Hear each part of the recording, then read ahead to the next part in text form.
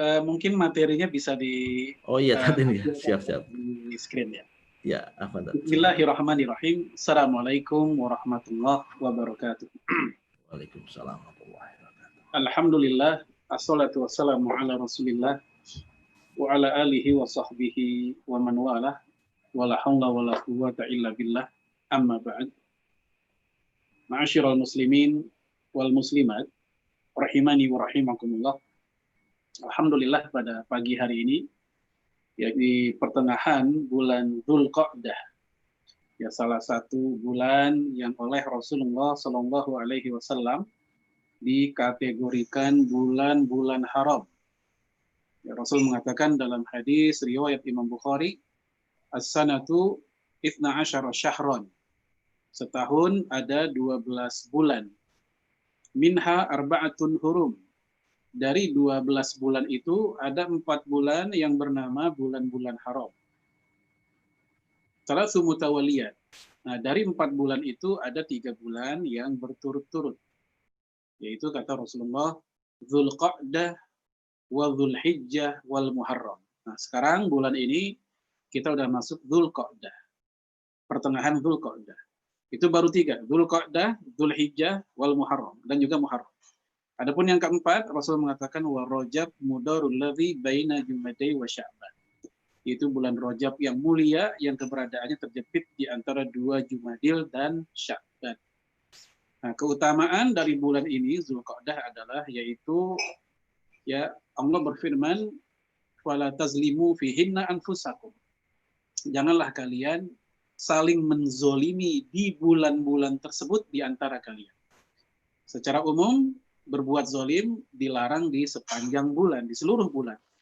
Tapi secara khusus untuk di bulan-bulan haram ini yang 4 bulan tadi itu dilipatkan lagi larangan tersebut. Bahkan kata Imam Ibnu Katsir, ya jika ada orang yang berbuat zolim di luar bulan haram maka itu terlarang dan diharamkan, maka keharamannya tudha'af, berlipat-lipat ketika itu terjadi di bulan-bulan haram. Nah, alhamdulillah di bulan haram ini, salah satu bulan haram itu Dzulqa'dah, kita mengisinya dengan kebaikan. Kita berkumpul walaupun tidak dalam satu majelis, kita mengudara lewat Zoom, ya kita tetap ya tidak pesimis dengan keadaan yang sekarang kita hadapi, ya bahwasanya mencari kebaikan, mempelajari kebaikan, mengkaji ayat-ayat Allah dan sunnah Rasulullah dalam keadaan sesempit apapun bukanlah halangan untuk tetap istiqomah di dalamnya. Materi kita pada pagi hari ini tentang hijrah dan istiqomah.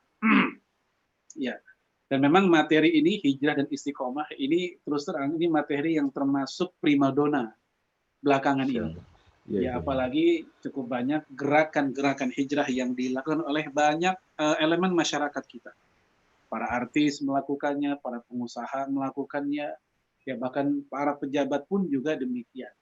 Nah, kita membahas ini dan merencanakan hidup kita untuk lebih baik lagi bukan karena tren. Ini harus digarisbawahi, bukan karena tren, bukan karena ikut-ikutan, tapi karena memang ini bagian dari tuntutan iman kita, iman Islam kita. Karena di antara konsekuensi berislam adalah yaitu dia meninggalkan hal-hal yang buruk di masa lalu. Ya, hal-hal yang tidak direstui dalam agama ini di masa lalu, dia berubah ke arah yang lebih baik. Jemaah sekalian, ya silakan dilihat di screen-nya, ya khususnya di slide yang pertama. Silakan Pak Kiat ditampilkan. Ya, di situ kita lihat Dustur Rabbani. Ya, Dustur Rabbani maksudnya adalah ya undang-undang ketuhanan. Dustur secara bahasa artinya undang-undang, Rabbani ketuhanan, maksudnya adalah Al-Qur'an. Di kesempatan kali ini kita nggak akan bahas semua ayat yang terkait tentang hijrah. Kita akan bahas sebagai muqaddimah ya 2 ayat tentang hijrah. Yang pertama yaitu dalam surat Al-Baqarah ayat 218. Ya, di situ Allah Subhanahu wa taala menceritakan tentang progres seorang muslim. Innalladzina amanu, yaitu orang-orang yang beriman. Iman ini sebagai fondasi. Walladzina hajaru, Kemudian mereka ya orang-orang yang berhijrah, wajahadu fi sabilillah. Kemudian mereka berjihad fi sabilillah. Ulaika yarjuna rahmatallah. Nah, mereka inilah orang-orang yang berharap kasih sayang Allah, rahmat Allah. Wallahu ghafurur rahim. Allah Maha Pengampun lagi Maha Penyayang. Jemaah sekalian, para ulama seperti misalnya Syekh Abdullah Azzam dalam tafsir surat Taubah, beliau mengatakan bahwasanya ya aktivitas memperjuangkan agama itu sifatnya tidak ujug-ujug. Ya, tidak modal semangat, ada orang ingin membela Islam, tahu-taunya dia bisa muncul menjadi seorang pahlawan. Ya, secara sunnatullah kehidupan manusia itu biasanya ada proses yang namanya sunnatut tadarruj, sunnah bertahap, sunnah pentahapan. Termasuk juga dalam masalah ini. Setelah dia beriman, berhijrah lalu berjihad. Maka kita lihat, mohon maaf, ketika ada anak-anak muda kita dan kita hargai di satu sisi, itu semangat mereka dalam membela Islam, tapi di sisi lain mereka melupakan sisi sunnatullah, yaitu pentahapan. Ya, dia teriak-teriak berjihad, ya teriak-teriak ingin berjihad fisabilillah, tapi saat yang bersamaan dia belum hijrah dari kebiasaan buruknya yang lama. Ya, saya teringat dalam sebuah kitab berjudul Tarbiyah Jihadiyah yang disusun oleh Syekh Abdullah Azzam tadi. Ketika beliau sedang berkumpul memberikan taklim kepada murid-muridnya, datanglah beberapa pemuda ya yang begitu getol ingin langsung terjun ke medan ma'rokah, pertempuran. Saat itu kejadian tahun 80-an. Ketika Afghanistan sedang diserang atau dijajah oleh Uni Soviet. Ya. Kemudian kata Syekh Abdullah Azzam, jangan dulu, Anda kemari dulu, ngaji dulu, taklim dulu, belajar dulu. Nah, jawaban para pemuda ini adalah, ya bagaimana mungkin kita ngaji dulu sementara musuh di depan mata kita. Akhirnya Abdul Azam pun mempersilahkan, oke silakan kalian pergi, ya kalian berperang sesuai keinginan hati kalian. Maka mereka pun berangkat. Ternyata apa yang terjadi, sepekan kemudian mereka kembali lagi. Mereka kembali lagi, dan mereka menyatakan ingin belajar dulu. Ya, maka mereka pun diterima dengan lapang dada untuk bergabung dengan majelis taklim Syekh Abdullah Azzam. Nah, Syekh Abdullah Azzam ini tokoh mujahidin di sana. Tapi walaupun dia pun juga mujahidin, dia tahu bagaimana sunnatullah berjuang. Itu nggak ujuk-ujuk langsung. Ya, fondasinya iman, kemudian dia berhijrah fi sabilillah, kemudian dia jihad. Ya, bagaimana mungkin orang siap untuk bertempur fi sabilillah saat yang bersamaan dia masih memikirkan masa lalu. Masih memikirkan dunia di masa lalu, masih memikirkan kenikmatan masa lalu atau pergaulan buruk masa lalunya. Dia belum totalitas hijrah dari sana, maka mohon maaf, perjuangan tidak akan berlangsung lama. Tidak akan berlangsung awet, dia akan kembali ke masa-masa lalunya. Setelah beberapa saat, ya baru berjalan di atas proses hijrah. Kemudian ayat selanjutnya dalam surat Ali Imran ayat 195. Ya, falladzina hajaru wa ukhriju min diyarihim. Ya, orang-orang yang berhijrah karena mereka telah diusir dari negerinya. Ya, ini mengkisahkan para sahabat Nabi di masa-masa awal Islam di Mekkah. Mereka orang asli Mekkah, tapi mereka diusir dari kampung halamannya. Oleh siapa? Yang ngusir itu saudaranya sendiri. Yang ngusir itu yang satu darah, satu daging, satu marga, satu kabilah, satu suku dengan mereka. Ya tentu ini ada perasaan yang tidak sama. Kalau kita diusir oleh orang yang asing, nggak kenal dengan kita nggak kenal dengan mereka, mungkin hati kita masih biasa saja. Atau memakluminya. Tapi kita diusir oleh saudara kandung kita sendiri, kita diusir oleh ayah kita sendiri, atau diusir oleh anak kita sendiri, dan semisal mereka. Ini dialami oleh para sahabat Nabi di masa-masa awal. Min diyarihim, dari kampung halaman sendiri, bukan dari kampung halaman orang lain. Kenangannya ditinggalkan, rumahnya ditinggalkan, ladangnya ditinggalkan, usahanya ditinggalkan. Berat perasaan mereka ketika hijrah saat itu. Kemudian wa'udhu fi sabili, dan mereka pun ketika berjuang di jalanku mereka diganggu. Ya, Allah bercerita, orang-orang ini para sahabat Nabi di generasi awal Islam, ya ketika mereka memperjuangkan Islam di masa awal mereka diganggu. Bukan hanya diganggu tapi juga disakiti. Dan kita tahu kasus mereka.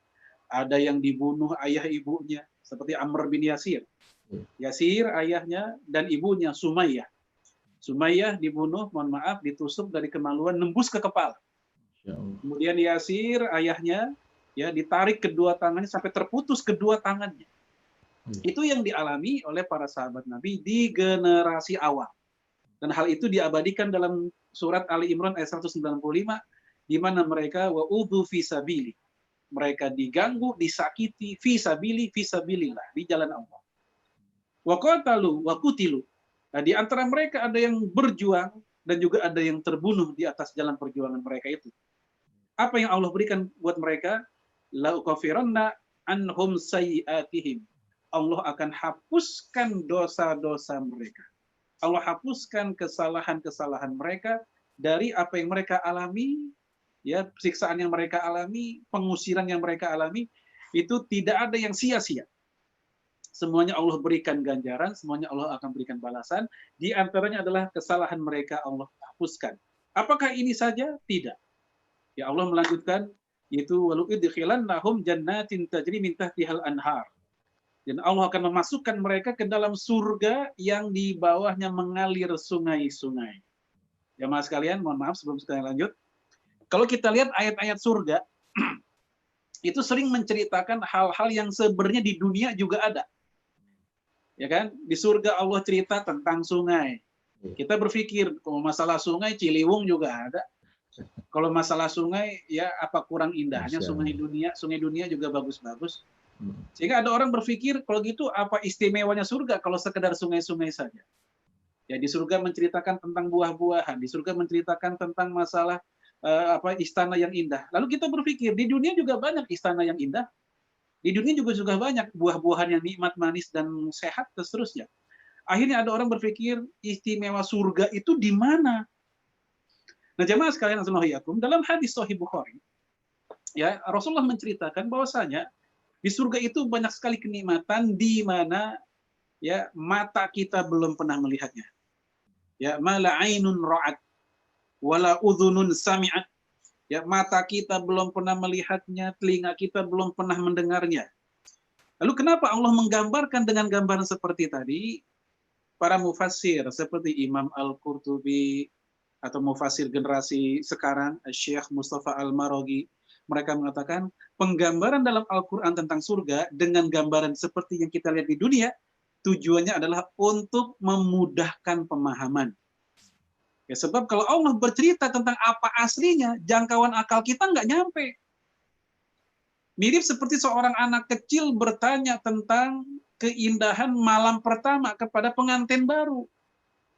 Tentu pengantin baru yang yang rasional, dia nggak akan memberikan jawaban-jawaban yang aneh-aneh kepada si anak kecil yang belum ngerti, belum paham. Bang, malam pertama kayak apa sih?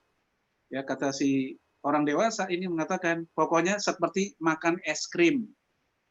Karena di mata anak itu, es krim itu udah simbol kenikmatan bagi mereka. Nggak usah diceritakan lebih dari itu, khawatir dia juga nggak ngerti. Nah, inilah yang dimaksud kenapa ketika Allah menceritakan surga dengan pilihan kata yang mudah difahami oleh kita tentang apa yang kita lihat kenikmatan di dunia, supaya kita lebih mudah memahami. Baik, kita lanjut. Kemudian, thawaban min indillah. Semua itu merupakan balasan, pahala dari sisi Allah buat mereka. Wallahu indahu husnul thawab. Dan di sisi Allah lah balasan yang lebih baik. Oleh karena itu, mohon maaf, hijrah yang kita lakukan mencari balasan dari Allah, bukan pujian manusia. Bukan pujian dari istri, bukan pujian dari suami, atau pujian dari kawan-kawan, atau pujian dari teman satu grup di WA. Kadang kita teringat masa-masa lalu, masa SMP, masa SMA, kita bilang, ya, gue inget zaman lu SMP, di kelas paling bangor lu kan. Sekarang ya Allah, lu udah berubah. Nah, gara-gara itu, mohon maaf, ya, niat hijrah kita khawatir terdeviasi, menyimpang. Apa? Karena muncul pujian, tadinya niat kita berharap, ya, dari Allah saja, ternyata gara-gara pujian manusia terjadi penyimpangan.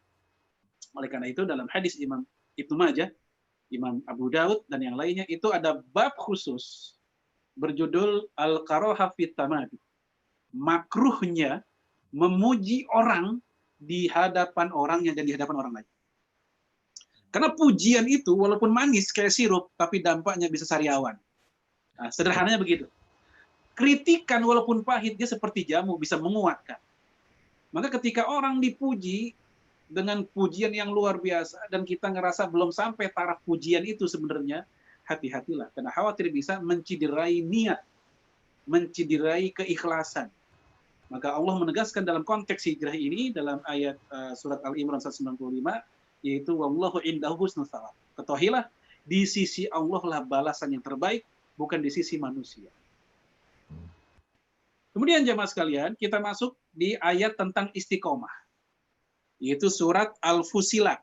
Ya, ayat tentang istiqomah, surat Al-Fusilat, ya, ayat ke-30. Innalladzina qalu rabbunallahu tsumma istaqamu. Sesungguhnya orang-orang yang berkata, Tuhan saya adalah Allah, Rob saya adalah Allah, lalu mereka beristiqomah. Jadi setelah kita mengikrarkan tauhid, istiqomahlah. Kemudian tatanazzalu alaihimul malaikah. Ya, turun kepada mereka para malaikat. Allah takhafu wa la tahzanu. Ya, malaikat itu berkata, janganlah kalian takut, janganlah kalian bersedih hati. Wa bisyiru bil jannah, dan berikanlah kabar gembira ya kepada kalian, untuk kalian semua, ya, yaitu dengan datangnya surga allati kuntum tu'adun, di mana surga itu dijanjikan untuk kalian. Jadi jamaah sekalian, kita lihat di sini, ya, ayat-ayat tentang hijrah, ayat-ayat tentang istiqomah, itu goal setting terakhirnya adalah jannah, surga. Dan membicarakan surga, membicarakan neraka, itu bukan pembicaraan yang kampungan. Ya, banyak orang yang ngerasa, aduh, pengajian ngomongin surga neraka. Karena Al-Quran juga membicarakan. Ya, Rasul mengatakan, man qala fi akhiri, ya, kalamuhu la ilaha illallah dakhalal jannah. Orang yang di akhir hayatnya mengucapkan la ilaha illallah, dia surga. Ya, man qara'a ayatal kursi fi adbari salawatil maktubat, barang siapa yang membaca ayat kursi setelah sholat wajib, ya, habis sholat wajib kita baca ayat kursi, satu ayat saja, nggak banyak-banyak, lam yamna'hu min dukhilil jannah ilal maut, maka tidak ada yang menghalangi dia untuk masuk surga kecuali kematiannya sendiri. Maksudnya, ya, sebelum mati ya belum masuk, kudu mati dulu, begitu. Nah, kita lihat, mau ayat kek, mau hadis, begitu banyak hal-hal yang menceritakan tentang surga neraka. Semuanya memang bagian dari tujuan hidup kita, dan bahkan ini tujuan yang tertinggi, ridho Allah dan surganya. Dan Allah mengatakan, faman zuhziha 'anil nar udkhilal jannata faqad faz. Orang yang dihindarkan dari api neraka dan dimasukkan ke dalam surga, itulah orang yang hakikat menang seperti itu. Banyak orang menang di dunia, dia bangga. Dan kemenangan di dunia itu nggak awet. Kemenangan di dunia sehari dua hari kita bangga dengan juara ini, juara itu. Kemudian kita dilupakan oleh zaman. Mohon maaf, kita lihat prestasi atlet, kejayaan artis, ya, bahkan mohon maaf nama besar ulama. Begitu mereka sudah selesai masanya, hilang. Ya, itu tanda bahwa kejayaan dunia itu sangat cepat. Kejayaan dunia itu sangat ringkas dan tidak abadi.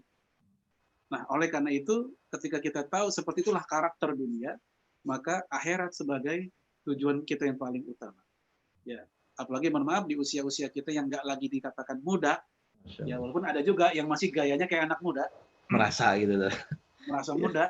Nah, hidup kita ini hitungannya udah asar gitu. Asar.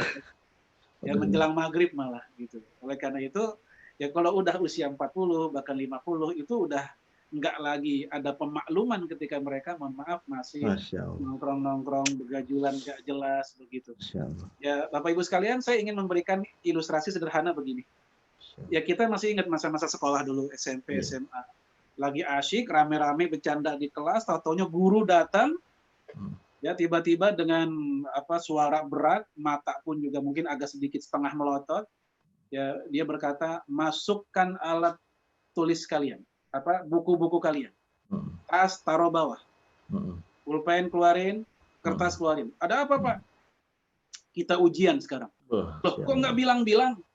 Ya, terserah saya, kata gurunya begitu. Nah, biasanya buat siswa yang udah siap, yang udah belajar, kekagetannya tidak terlalu kaget dia mungkin, tapi karena udah belajar, dia relatif lebih siap. Dia sudah bisa memprediksi paling-paling yang ditanya apa. Tapi buat siswa yang jarang belajar, belajarnya hanya menjelang ujian saja, begitu ulangan dadakan kayak begitu, dia kaget luar biasa. Itulah gambaran sederhana tentang kehidupan kita di dunia, bahwasanya kematian itu nggak bilang-bilang. Berakhir hidup kita di dunia itu nggak pernah ngasih tahu. Pekan depan Anda meninggal. Bulan depan Anda meninggal. Setahun yang akan datang Anda meninggal. Kalau seperti itu informasinya, sejak sekarang kita udah tobat nasuha. Nah, karena kita nggak tahu kapan datangnya. Kalau nggak mulai sekarang, kapan lagi? Sebagaimana anak tadi yang udah siap belajar, begitu mendadak, relatif dia akan lebih siap menjawab persoalan dari guru tersebut. Termasuk kita. Ya, oleh karena itu, Rasulullah pernah ditanya, ya Rasul, orang paling cerdas itu yang kayak apa sih? Nabi menjawab, aktsaruhum isti'dadan lil maut. Ya, orang paling cerdas adalah orang yang perbekalan menuju kematiannya lebih banyak, yang paling banyak. Itu orang cerdas. Karena dia tahu dunia itu transit. Kehidupan kita di dunia ini transit. Ya, kalau kita lihat peta kehidupan manusia setelah dari alam ruh, alam kandungan, alam dunia, alam barzah, alam akhirat. Sekarang kita di alam dunia. Alam ruh sudah lewat, alam kandungan sudah lewat, alam dunia transit. Ya, seperti orang yang sedang istirahat, berteduh di bawah pohon, ya jangan lama-lama di situ karena tujuan kita bukan di situ, kita belum sampai. Tujuan kita adalah setelah alam barzah, alam akhirat. Maka wajar Rasul katakan yang paling cerdas di antara manusia adalah aktsaruhum isti'dadan lil maut. Yaitu orang yang persiapan menuju kematiannya yang paling banyak. Mereka itulah yang paling cerdas. Baik, jemaah sekalian, sekarang kita masuk penjelasan dari Imam Ibnul Jauzi dalam kitab Tafsir ya Zadul Masir. Beliau mengomentari ayat tentang istiqomah tadi. Ya, istaqamu fihi salah satu aqwal. Istiqomah itu ada 3 kategori. Orang istiqomah ada 3 kategori. Ya, ada 3 wilayah, 3 zona lah begitu. Yang pertama, istaqamu ala tauhid. Yaitu orang yang istiqomah di atas tauhid. Tidak dirusak dengan khurafat-khurafat. Enggak dirusak dengan tahayul-tahayul. Enggak dirusak dengan ajaran-ajaran menyimpang. Ya, enggak dirusak pula dengan potensi, mohon maaf nih, adanya tasykik, ragu-ragu kepada Islam. Apa tasykik? Contohnya, mohon maaf, kayak misalnya, bener nggak sih Isra Mi'raj? Nah, itu tasykik. Ya, ragu-ragu. Masa sih dalam waktu semalaman saja dari bumi ke langit 7? Ya, dalam pikiran orang normal, manusia, jangankan sampai langit, atmosfer saja manusia udah rusak tuh badan. Tapi dalam semalaman saja ke langit 7, kemudian sampai ke dunia lagi. Sekali lagi kalau pakai kacamata dan kalkulasi duniawi itu mustahil. Masalahnya Isra Mi'raj itu memang bukan kalkulasi duniawi. Ini zonanya, ya dimensinya dimensi iman. Nah, ini contoh. Muncul tasykik sangat mungkin. Ya, tasykik itu peragu-raguan. Atau keraguan-raguan itu muncul akibat dari serangan dari orang luar kepada Islam. Kita pun termakan oleh mereka. Misalnya mereka yang menuduh, warisan dalam Islam itu nggak adil. Masa laki sama perempuan banyakkan laki-laki? Kalaupun dikatakan adil itu mungkin zaman dulu kali, ketika yang memang yang bekerja rata-rata laki. Nah, sekarang ketika yang laki perempuan udah sama-sama kerja, ya harusnya sama dong.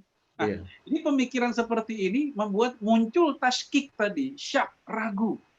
Ya, apakah ajaran Islam sudah nggak up to date?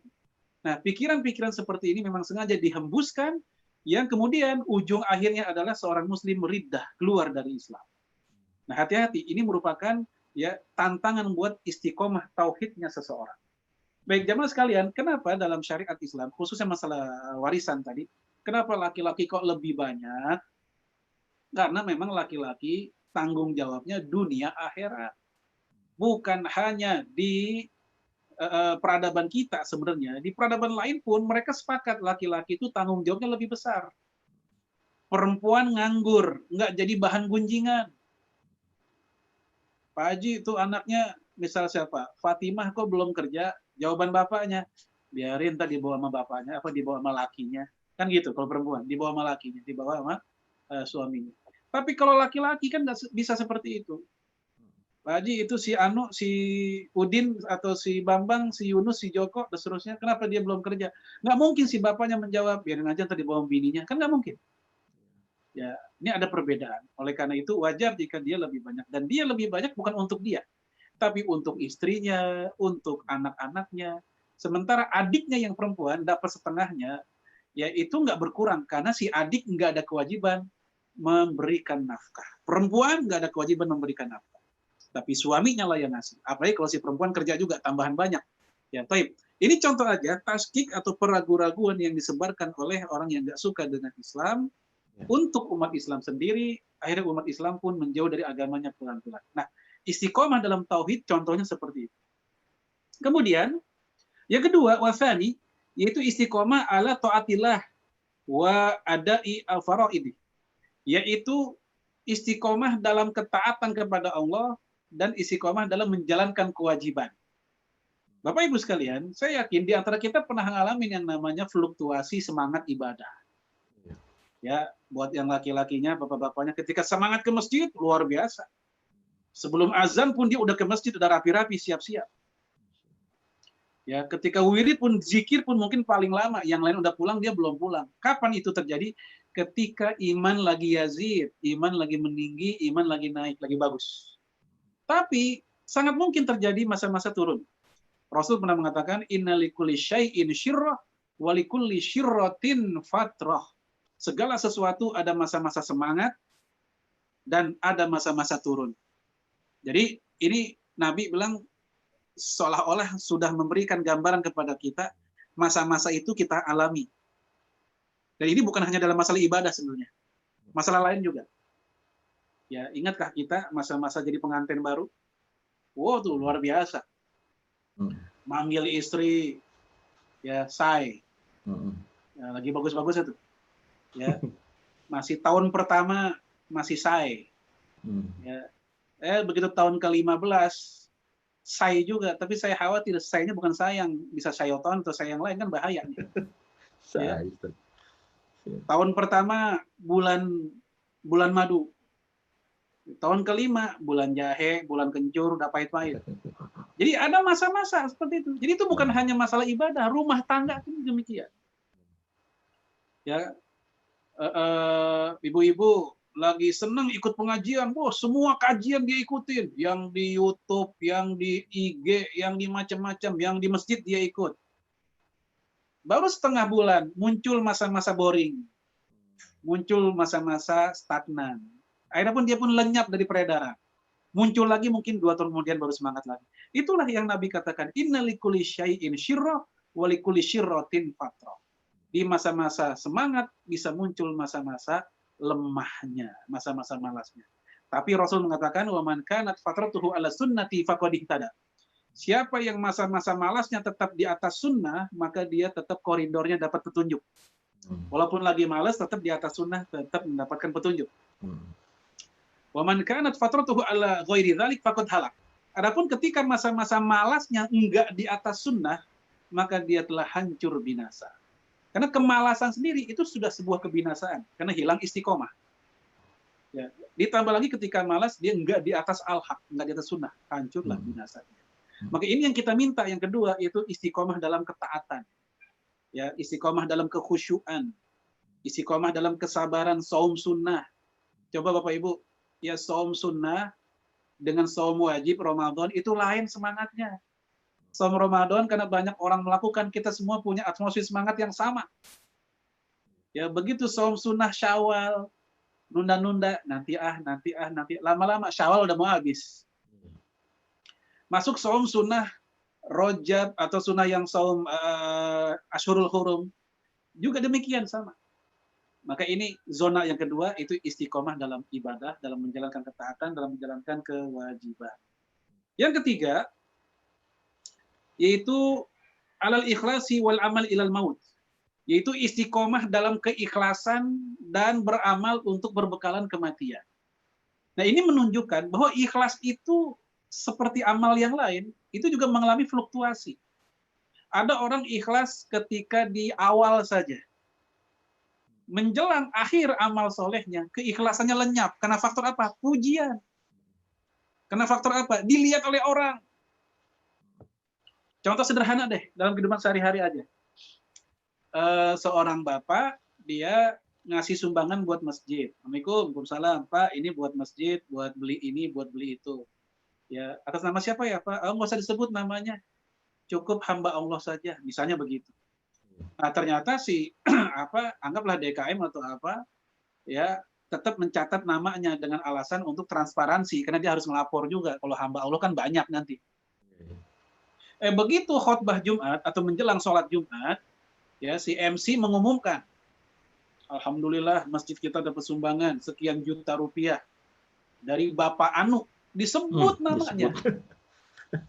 Orangnya ada di soft terdepan lagi, di soft terdepan, dan orang kenal dia. Awalnya dia ikhlas, nggak ada nawaitu macam-macam, nggak ada keinginan untuk dipuji, pamer, nggak ada. Tapi karena disebut namanya, orang pun kenal dia. Itulah godaan masuk. Setan pun masuk dan menari-nari di hatinya. Tuh nama lu disebut berkali-kali. Udah gitu didoain, semoga ini, semoga itu. Wah, tambahan terbang dia. Makanya Rasul katakan tadi, hati-hati dalam memuji orang di hadapan orang. Ya, jamaah sekalian, ada juga keikhlasan itu sudah lenyap sejak awal. Kalau tadi masih mending, sejak awal dia ikhlas, tapi keikhlasannya hilang ketika di tengah-tengah atau di akhir. Ada orang beramal keikhlasan sudah hilang sejak awal. Contoh misalnya, dalam sebuah acara, anak muda, dia seorang qori, baca Qur'annya bagus, hafalannya banyak, ditunjuk menjadi qori dalam sebuah acara. Sebelum maju ke panggung pun dia sudah ingin nunjukin dirinya. Ya, dia ingin menunjukkan hafalannya, ingin menunjukkan keindahan bacaannya. Sejak awal sudah seperti itu pasang niatnya. Ya. Nah, ini menunjukkan bahwasanya ya, ketidakikhlasan bisa muncul kapanpun tanpa kita duga. Kadang muncul di awal, kadang muncul di tengah, kadang muncul di akhir. Ya. Oleh karena itu, ketika kata Robi'ah Al-Adawiyah, salah satu wanita sufi di masa lalu, jika ada orang merasa sudah ikhlas, maka dia membutuhkan ikhlas lagi. Saya ulangi, ketika orang sudah merasa dirinya ikhlas, berarti dia masih membutuhkan keikhlasan. Ikhlas itu kayak apa sih?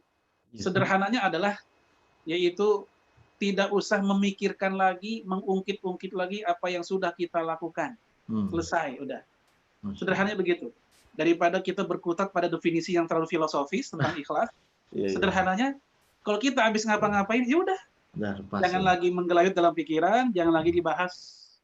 Kalaupun dibahas bukan karena kita yang mengawali, tapi karena ada orang yang cerita sendiri, bukan karena kita.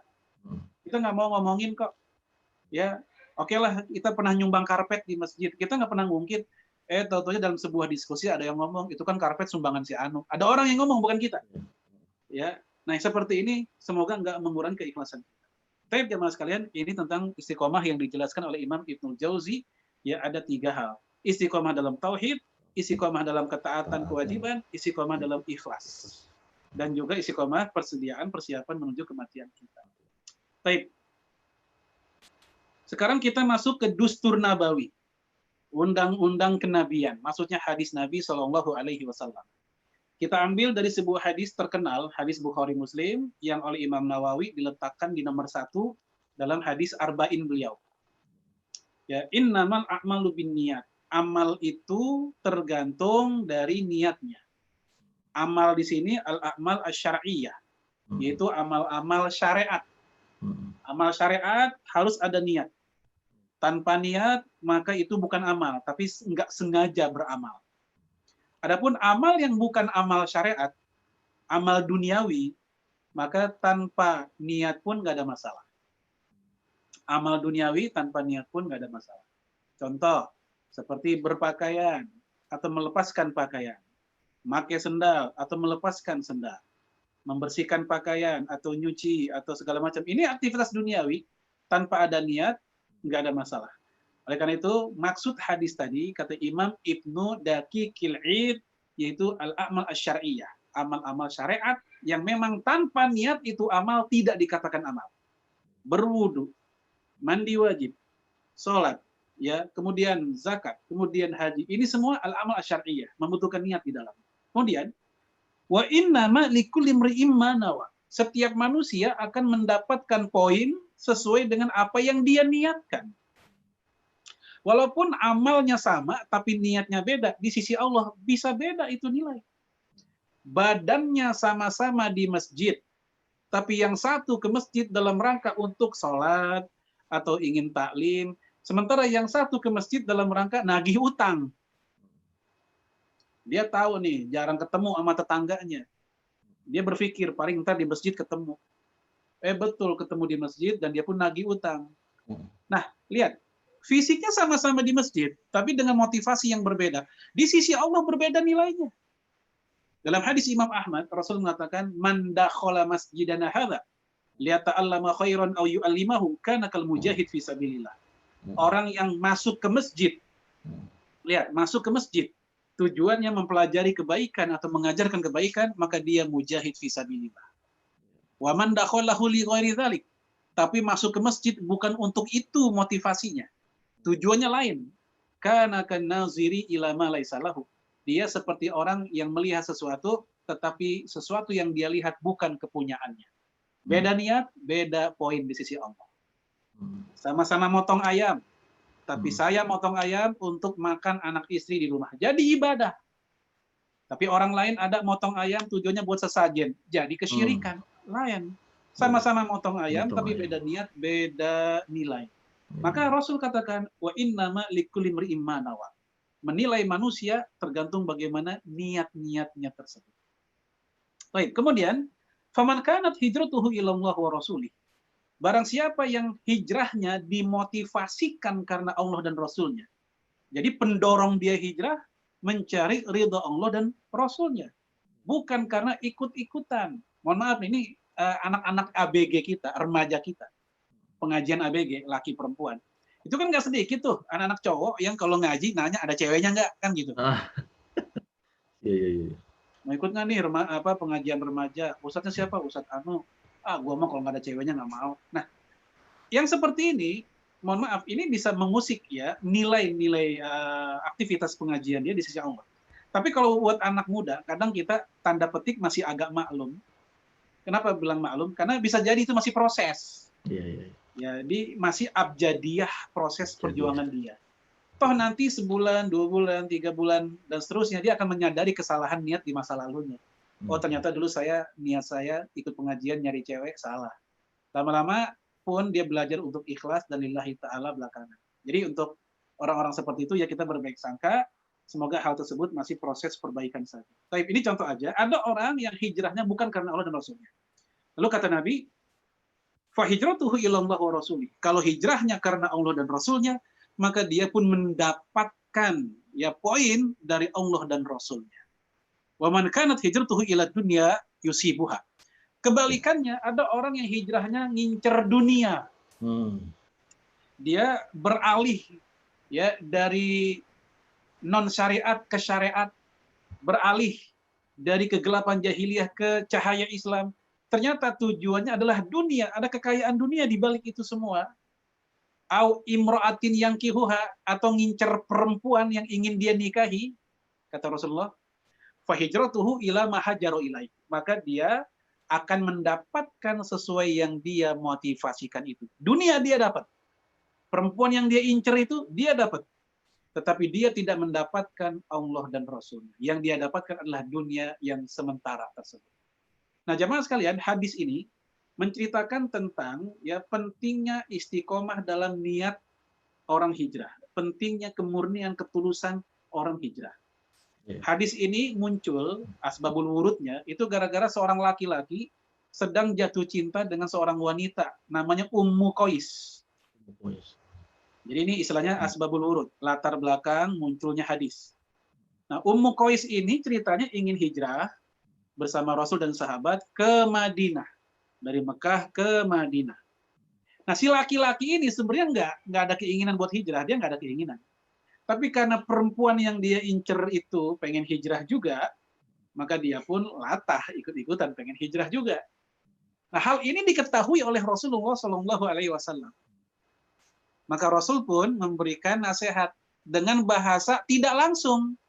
Rasulullah nggak nunjuk hidung orang, kamu kalau hijrah, nggak begitu. Rasulullah pakai bahasa umum, faman kanat, barang siapa. Itulah cara Rasul kalau nasihatin orang.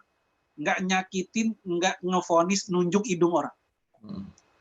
Walaupun kesalahan orang itu begitu jelas, karena berbahaya atas amal solehnya bisa hancur semua, amal solehnya itu bisa runtuh karena faktor niat yang salah.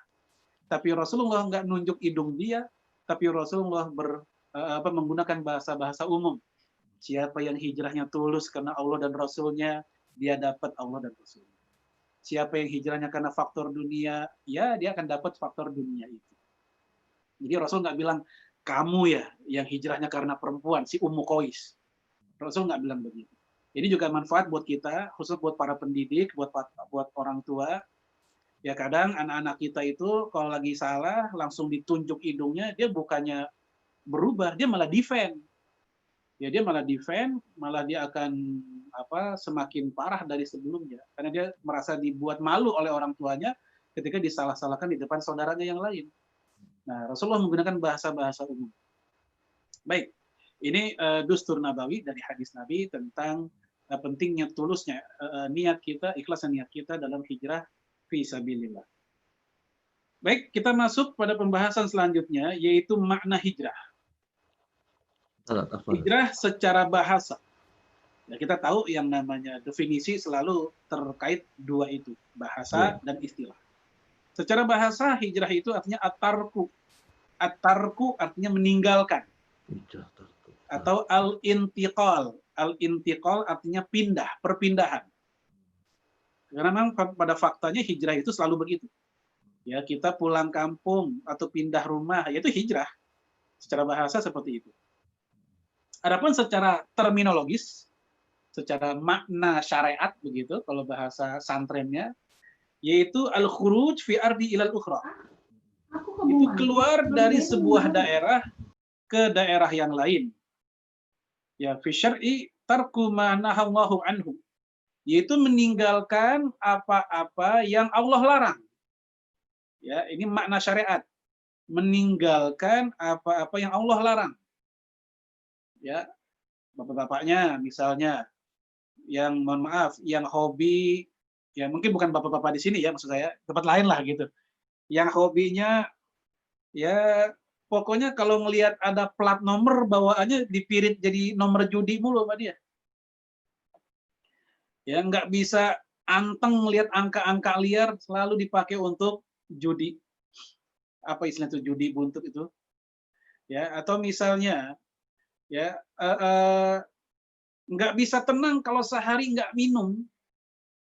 Ya, mulut gua asem nih, belum minum. Maksudnya bukan minum biasa, dia minumnya lain.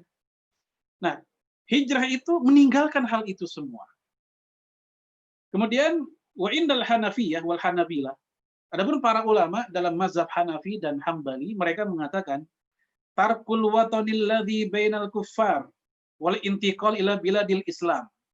Hijrah itu adalah meninggalkan negeri yang dikuasai oleh orang-orang kafir, berpindah menuju negeri Islam, daerah yang mayoritas Muslim. Ini juga hijrah. Jadi kalau kita lihat dari definisi, hijrah itu ada dua model. Pertama, ada hijrah makani, hijrah tempat. Yang kedua, ada hijrah maknawi, value. Hijrah secara nilai, value-nya. Ya. Jadi pertama, al-hijrah al-makaniyah. Tarkul watun alladhi bainal kufar wal intiqal ila biladil Islam. Pindah dari tempat yang berbahaya buat akidah kita menuju tempat yang lebih aman. Pindah dari komplek yang tinggalnya dekat dengan lokalisasi, perjudian, perzinahan, menuju komplek perumahan yang lebih baik. Itu hijrah makani. Tempat kerja, dari pekerjaan yang kanan kirinya banyak sikut-sikutan, dari tempat pekerjaan yang kanan kirinya banyak riba yang bergelimpangan, menuju tempat yang bersih dari itu semua. Ini hijrah makani, hijrah tempat. Ya. Dan lain-lain. Kemudian contoh untuk hijrah makani, ya Rasulullah, Allah berfirman dalam surat Al-Imran ayat 110, kuntum khairu ummatin ukhrijat linnas. Lihat ayat tersebut, kuntum khairu ummatin ukhrijat linnas. Ta'muruna bil ma'ruf wa tanhauna 'anil munkar wa tu'minuna billah. Kalian umat yang terbaik yang Allah keluarkan untuk segenap manusia karena kalian amar ma'ruf, nahi munkar dan beriman kepada Allah. Nah, jamaah sekalian, ayat ini sering dipakai oleh para ustadz kita ya dipakai oleh para penceramah kita untuk memuji kaum muslimin secara umum. Kalian umat yang terbaik. Ya, padahal ayat ini secara khusus itu membicarakan para sahabat Nabi, khususnya para muhajirin. Jadi ayat kuntum khairu ummah itu berbicara tentang para muhajirin. Ya, Imam Ibnu Jarir at-Tabari mengatakan humul ladzina hajaru ma'a Rasulillah min Makkah ilal Madinah. Manusia terbaik dalam ayat kuntum khairu ummah adalah yaitu para sahabat Nabi yang hijrah dari Mekah menuju Madinah. Kenapa Bapak Ibu? Kok para sahabat Nabi disebut generasi terbaik dalam ayat tersebut? Karena mereka berhijrah pertama dalam kondisi musim panas. Dan tolong jangan samakan panasnya di sana dengan panas di negeri kita. Yang kedua, jarak hijrahnya hampir 500 km dan mereka tidak berkendaraan, rata-rata mereka jalan kaki. Dan mereka melakukan di gurun pasir. Bukan hutan, bukan kebun. Hutan kebun kalau capek kita istirahat, adem, sejuk. Tapi gurun pasir, panas, mau neduh di mana? Kemudian, mereka juga meninggalkan ya rumah mereka, pekerjaan mereka, kebun mereka, dan seterusnya. Dan juga meninggalkan keluarga mereka demi menyelamatkan akidah Islam mereka ke Madinah. Dan di Madinah sendiri, para sahabat Nabi yang sudah menanti di Madinah, saking panasnya cuaca saat itu, mereka sampai naik-naik pohon kurma. Kenapa? Karena kaki menginjak ke bawah nggak kuat, walaupun sudah pakai alas kaki. Nah, dari situlah sangat susah dan berat kondisi hijrah.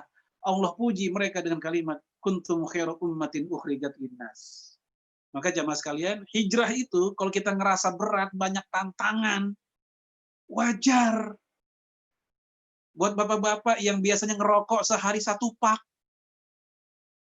bukan lagi 1 bungkus merokoknya, 1 pak misalnya. Dia ingin tinggalkan, hijrah dari situ. Itu berat tantangannya. Lagi santai, nggak ngerokok, datang temennya sambil ngelempar rokok. Rokok tuh buat lo, kegoda dia. Pengen lagi, pengen lagi. Padahal kemarin-kemarin dia udah bertekad, dia tidak akan lagi ngerokok. Kenapa? Karena dalam dirinya ada kesehatan. Dan kesehatan itu amanah Allah yang mesti dijaga. Bukan amanah orang tua, kesehatan. Bukan amanah dokter. Kesehatan itu amanah Allah. Wajib dijaga. Salah satunya, jangan merusak diri sendiri dengan merokok. Ini contoh aja. Nah, ketika dia tinggalkan hal tersebut, tantangannya berat. Tantangan dalam dirinya, kadang muncul keinginan itu. Tantangan dari pergaulannya. Kalau nggak ngerokok, kayaknya nggak gaul, dan seterusnya. Itulah tantangan hijrah. Yang kita alami nggak seberapa dibanding yang dialami oleh Rasulullah dan para sahabat, yang membuat mereka dipuji dengan kalimat kuntum khairu ummah, kalian umat yang terbaik. Di kalangan muslimah, wanita juga begitu, sama. Biasa punya grup, punya kelompok, atau punya perkawanan, peer group, yang gibah, ngunjingin orang, itu udah kebiasaan. Seakan-akan gibah itu udah kayak rukun Islam bagi mereka. Sehari nggak gibah, hidup kurang indah. Nah, ceritanya pelan-pelan dia ingin menghindar dari ngomongin kejelekan orang. Nah, ketika hal itu sudah bisa dia lakukan, godaan selalu ada. Ya, di-share lah berita gosip artis, di-share lah berita tentang politisi di grup WA-nya, di-share lah tentang kondisi tetangga di grup WA-nya. Awalnya dia nggak mau baca, ingin skip-skip saja. Tapi karena keseringan, akhirnya dia pun baca juga. Ikut-ikutan komen, jatuhlah dia dalam kubangan gibah tersebut. Itulah tantangan hijrah. Ingin hijrah dari gibah, ingin hijrah dari keburukan, ingin hijrah dari macam-macam yang buruk-buruk, tantangan yang nggak mudah. Oleh karena itu, itulah kenapa para sahabat disebut umat yang terbaik. Kemudian jemaah sekalian, yang kedua, hijrah al-ma'nawiyah. Tadi kan hijrah tempat, ya. Hijrah al-ma'nawiyah, hijrah secara value, nilai. Ya, minal maksiyah ila ta'ah, dari maksiat ke taat. Ya, minasyirki ila tauhid, dari kesyirikan ke tauhid. Dulu waktu zaman belum ngaji, belum kenal pengajian, dikit-dikit punya masalah ngerasa sial. Lagi makan, cicak jatuh, datang sial. Yeah. Ya, ibu-ibu tuh sering begitu, mata kedutan, mau dapat duit. Tangan gatel, apalagi tuh mau dapat duit atau apalah gitu ya. Nah, mohon maaf, ini walaupun nampaknya sederhana, sebenarnya ini bagian yang bisa menodai akidah tauhid kita. Khususnya apa? Yaitu posisi Allah sebagai Rabbul Alamin. Apa sih arti Rabbul Alamin? Kita selama ini ngaji baca Al-Fatihah, Alhamdulillahi Rabbil Alamin. Tapi kita nggak pernah diajarkan maksudnya apa Rabbul Alamin itu. Rabbul Alamin itu maknanya Allah itu Ar-Razik, pemberi rezeki, Al-Khaliq sebagai pencipta, Al-Muhyi yang maha menghidupkan, Al-Mumit yang maha mematikan, Al-Mudabbir yang maha mengatur segalanya. Itu Rabb. Kita mengakui Allah sebagai Rabb kita. Ternyata kita tanda petik berselingkuh dalam bab itu, kita masih mengakui adanya selain Allah yang mengatur hidup kita. Punya anak perempuan diri depan pintu, jangan terjodohnya susah. Itu berselingkuh dengan tauhid. Jodoh bukan karena dia ngalingin pintu. Ya, mungkin karena ngalingin orang lewat itu, bukan karena susah jodoh. Anak gadis masak keasinan. Apa biasanya? Mau kawin. Nah, kalau yang masak neneknya mau kawin tuh nenek. Ya. Jadi Bapak Ibu sekalian assalamualaikum. Ya, ini bagian dari hal yang mesti kita tinggalkan pelan-pelan, setapak demi setapak, sejengkal demi sejengkal, ya supaya kita pada tahapan yang lebih istiqomah. Karena kalau ada orang yang berubahnya terlalu cepat, saya pun juga khawatir balik lagi ke dunia lamanya juga begitu cepat. Jadi perlahan-lahan begitu. Ya, ini namanya al-hijrah al-ma'nawiyah, hijrah secara spiritualnya. Dulu di mobil kita yang sering kita setel adalah ya misalnya lagu-lagu gitu. Ya kita beralih ke murotal. Kalaupun belum sampai murotal, minimal kalaupun lagu-lagu religi lah, minimal itu minimal. Dulu ya anak kita ya masih SMP, SMA, masih pakai baju atau pakaian yang belum nutup aurat. Kita didik dia pelan-pelan. Walaupun belum sampai menggunakan jilbab yang sempurna, tapi perlahan-lahan dia sudah berubah. Ini hijrah maknawi. Ya. Dulu ya hobi kita, hobi yang sia-sia saja. Yang buang-buang duit, buang-buang waktu saja. Nggak ada manfaat dunia, apalagi akhirat. Ketika sudah hijrah, maka hobi kita pun kita arahkan yang goal settingnya jannah tadi, surga tadi. Ya, hobinya bagus-bagus. Hobinya apa? Ya, misalnya nge-share nilai-nilai Quran hari ini, ayat hari ini, mutiara hadis hari ini. Itu hobinya dia sekarang. Dia nggak peduli lagi dah omongan orang tentang lu sok suci, sok alim. Ya, Bapak Ibu, kalau kita dikatain sok alim, ya bercandain aja, dia biarin aja daripada sok zolim. Ya, biarin daripada sok zolim, udah zolim sok lagi parah gitu. Ya alim sok juga jangan. Maksudnya daripada kita terlalu pusing mikirin apa kata mereka, ya akhirnya kita pun nggak pernah mau berubah. Karena capek. Kalau kita ingin hijrah, tapi diomongin orang dan kita memikirkan apa kata orang, kita akan capek, lelah sendiri. Kita rusak, diomongin, kita baik, diomongin. Itulah hidup manusia. Masuk ke masjid, langsung duduk, nggak tahiyatul masjid, diomongin sama orang. Tuh orang nggak hormat sama masjid. Kan ada sunnah tahiyatul masjid. Besoknya kita masuk masjid, sholat 2 rakaat tahiyatul masjid, diomongin lagi sama orang. Itu orang supaya menghidupkan sunnah tuh. Kan serba salah, itulah hidup manusia. Kita pengen benar jadi bahan omongan, waktu kita masih rusak juga bahan omongan. Ya sudah, jadilah orang benar, nggak usah mikirin apa kata orang. Ya, yang kita pikirkan adalah apa kata Allah terhadap kita, bukan apa kata orang terhadap kita. Memang lebih utama lagi, apa kata orang terhadap kita pun juga positif, itu lebih utama lagi. Nah, jemaah sekalian, inilah yang namanya ya al-hijrah al-ma'nawiyah. Itu hijrah secara value atau nilai. Nah, sekali lagi ini banyak zonanya, banyak bagiannya dan banyak agendanya. Dan saya berharap masing-masing kita sudah bisa membuat agenda dalam bab apa saja yang ingin kita hijrahkan. Kemarin kita sedekah segini, nggak terlalu banyak. Sekarang kita belajar untuk lebih dari seperti itu. Kemarin kita sedekah sporadis. Ya, sporadis. Sekarang kita ingin sedekah secara rutin. Itu juga bagian dari hijrah. Kemarin kita zikir hanya ba'da sholat. Sekarang kita belajar zikir pagi dan petang. Ada wiridan yang kita pegang untuk rutin. Ya, kemarin kita ikut pengajian paling kalau di khotbah Jumat doang, kalau buat bapak-bapak. Karena pengajian lebih banyak ibu-ibu sebenarnya sekarang. Nah, sekarang kita belajar hijrah untuk kajian Ahad subuh kalau ada di masjid sekitar rumah saya ikut. Ya. Nah, kita belajar pelan-pelan karena hijrah itu kalau tanpa bukti nyata itu hanya teori saja. Nggak akan pernah terwujud. Baik, ya, ini ada nasihat dari Ibrahim bin Adham, ulama salaf. Ya, dia berkata, "Man arada taubah falyakhruj minal mazalim." Barang siapa yang pengen benar-benar bertobat, maka keluarlah dia dari kegelapan tersebut. Enggak cukup dia bilang, saya pengen tobat, tapi masih berkubang pada lingkungan yang lama. Itu teori namanya. Waliyada mukhalatah min ya, man kana yukhalituhu. Dan hendaknya dia tinggalkan bergaul dengan kawan-kawan yang rusak. Wa illa lam yanal ma yurid. Kalau enggak begitu, dia enggak akan pernah mencapai tujuannya. Jadi keluarlah dari lingkungan yang buruk itu dan beralihlah kepada lingkungan yang baik. Kalau nggak demikian, dia nggak akan pernah mencapai target atau tujuannya. Diceritakan dalam hadis Bukhari, seorang pembunuh manusia, 99 orang.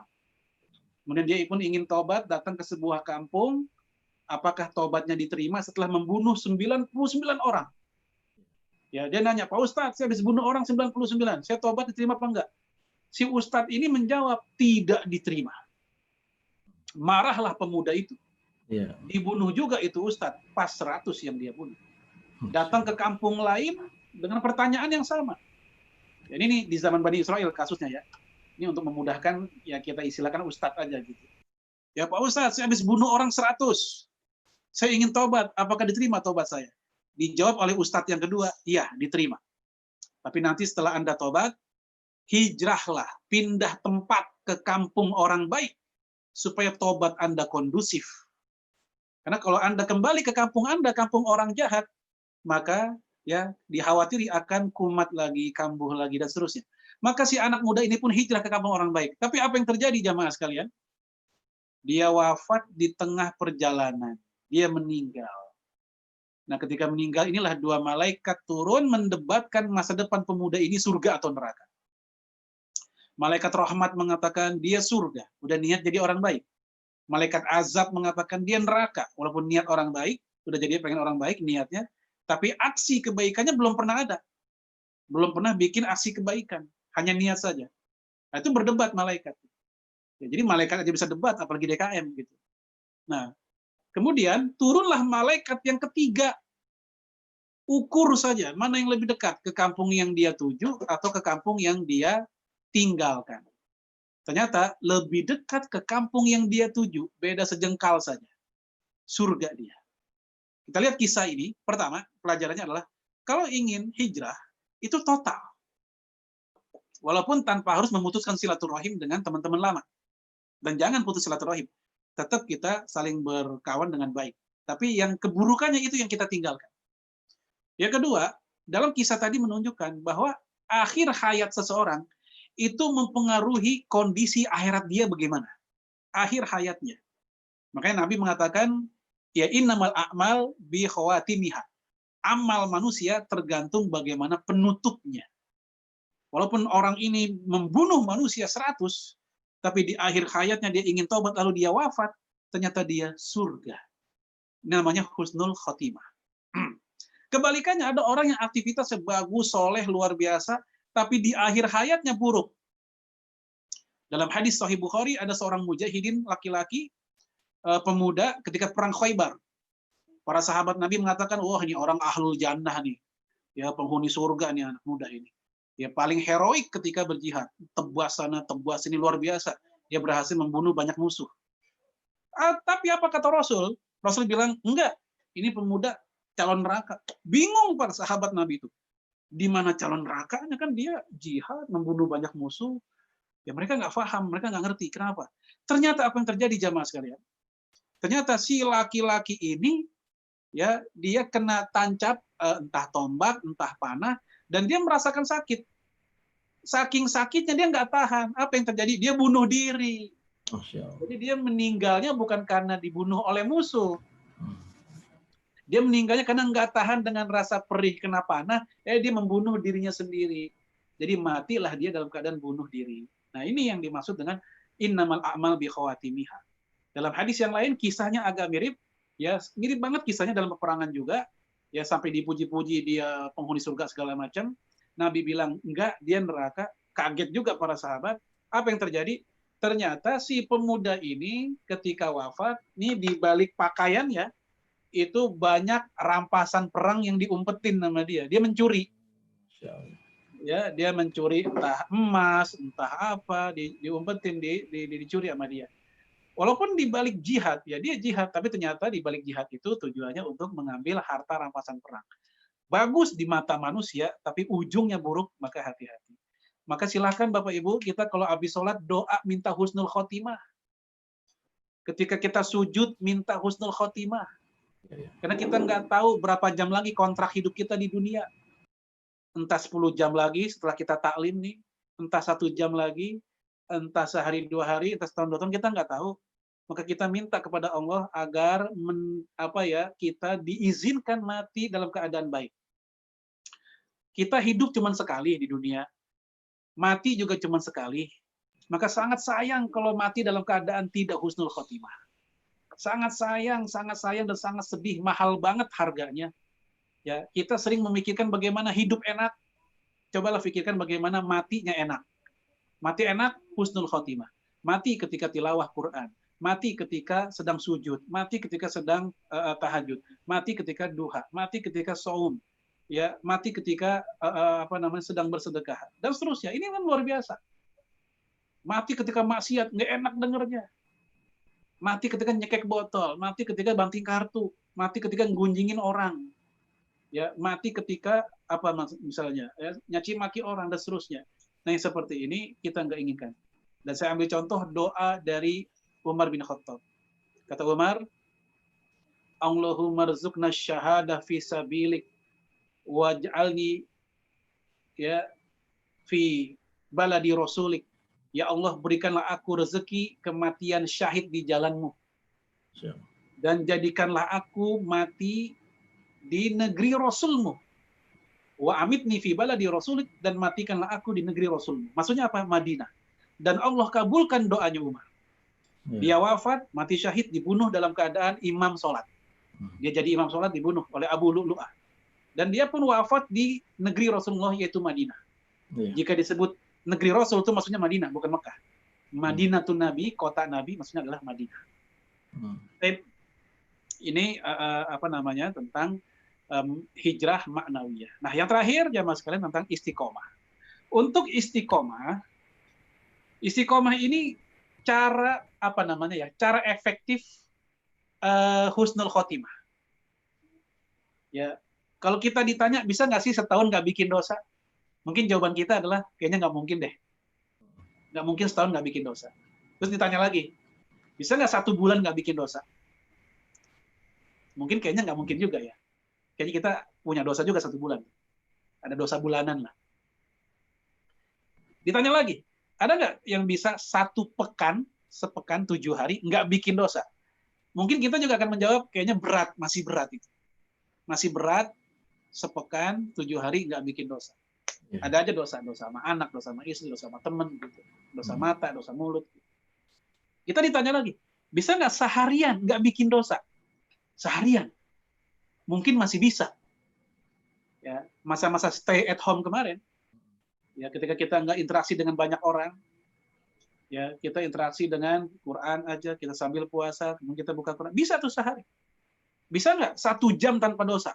Kalau 1 jam tanpa dosa, ya jelas bisa. Tidur aja berjam-jam, tidur mah nggak ada dosanya. Ya, bisa nggak 1 detik tanpa dosa? Lebih-lebih 1 detik. Nah kalau begitu, bisa nggak menjaga detik demi detik, menit demi menit tanpa dosa? Kalau 1 detik kita bisa memelihara dari dosa, 1 menit kita bisa memelihara dari dosa, logikanya kalau kita istiqomah 1 menit tanpa dosa, setahun juga bisa. Itulah diantara manfaat istiqomah. Ini merupakan upaya kita melukis sampai akhir ujung kematian kita kayak apa. Betul bahwa mati kita rahasia Allah, itu betul. Tetapi bukan berarti kita terlarang untuk minta husnul khotimah, terlarang untuk mendesain bagaimana kematian kita. Karena orang itu, ya bagaimana dia matinya tergantung bagaimana kebiasaan dia hidupnya. Hal itu disampaikan ya dalam hadis riwayat Imam Ahmad dan dijelaskan oleh Imam Al-Munawi. Bagaimana orang mati itu seringkali menjadi lukisan bagaimana hidup kebiasaannya. Ada sebuah kitab khusus menceritakan kematian orang-orang terdahulu, baik yang soleh dan orang jahat. Ya, ini cukup lama bukunya. Di antara mereka ada yang wafat karena kebiasaan, sekali lagi mohon maaf, kebiasaan main catur, ada yang meninggal pun masih sekak-seter. Masya Allah. Dalam keadaan sakaratul maut masih sekak-seter. Istrinya bingung, nih orang kenapa? Kebalikannya, ada orang yang terbiasa dengan dunia ilmu, ketika meninggal pun masih megang kitab. Siapa dia? Imam Al-Ghazali. Imam Ghazali meninggal dalam keadaan memeluk kitab Sahih Bukhari. Kitab Sahih Bukhari lagi dipeluk sama dia. Ya, Imam Ahmad bin Hambal, ya beliau meninggal dalam keadaan bertanya tentang fikih haji. Dia lagi sakit, ya, lagi masa-masa menjelang wafat. Murid-muridnya pada datang, kawan-kawannya pada datang. Ya biasa jenguk, doakan dan seterusnya. Imam Ahmad bin Hambal bertanya sama tamu-tamu yang jenguk dia. Apa pertanyaannya? Lebih afdol mana orang jumroh, ya lontar jumroh ketika haji, antara jumrohnya langsung atau jumrohnya naik kuda di atas kendaraan, ya entah naik kuda atau unta, pokoknya kendaraan deh.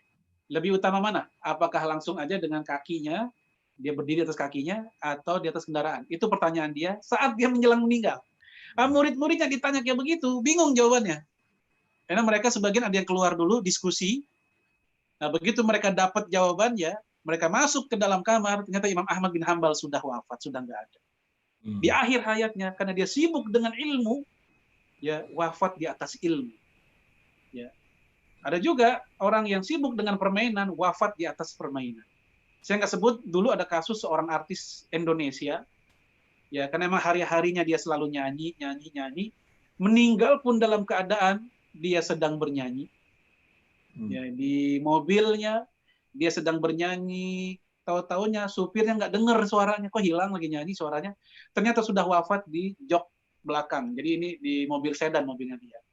Jadi bagaimana kehidupan kita kebiasaannya, ternyata begitulah kemungkinan besar ya kematian kita kayak apa. Itulah pentingnya istiqomah. Ini di antara cara supaya kita husnul khotimah. Baik jemaah sekalian, ya itu bagian tentang istiqomah. Sampai jam berapa Pak Kiat? Sekarang kan tuh jam 9.20 ya. 20. Nggak apa-apa Ustaz, diselesaikan aja Tat ininya. Materinya yang terakhir Tat. Ya. Terakhir. Ini halamannya berapa Tat? Benar nggak Tat? Ana Tat? Istiqomah aja. Ini halaman Ana benar nggak Tat? Ini. Benar. Ini saya udah nggak pakai slide, ini udah langsung aja. Oh ya siap Tat. Nah, sebagai penutup bab istiqomah ini, bagaimana merawat istiqomah? Paling tidak Bapak Ibu sekalian, kita butuh 3 hal. Merawat istiqomah butuh 3 hal. Pertama, yaitu bina'u bi'ah sholihah. Ini penting. Membangun atau menciptakan atau merawat atau mencari, kalaupun nggak bisa membangun, nggak bisa merawat, paling nggak kita mencari bi'ah sholihah. Apa bi'ah? Bi'ah kalau bahasa kerennya milieu, lingkungan. Lingkungan yang soleh. Karena lingkungan soleh ini menjadi rem. Kalau kita ingin macam-macam, kita ketemu lingkungan yang nggak pantas untuk dimacam-macamin gitu. Ketika potensi keburukan kita muncul, ada lingkungan yang nggak mendukung.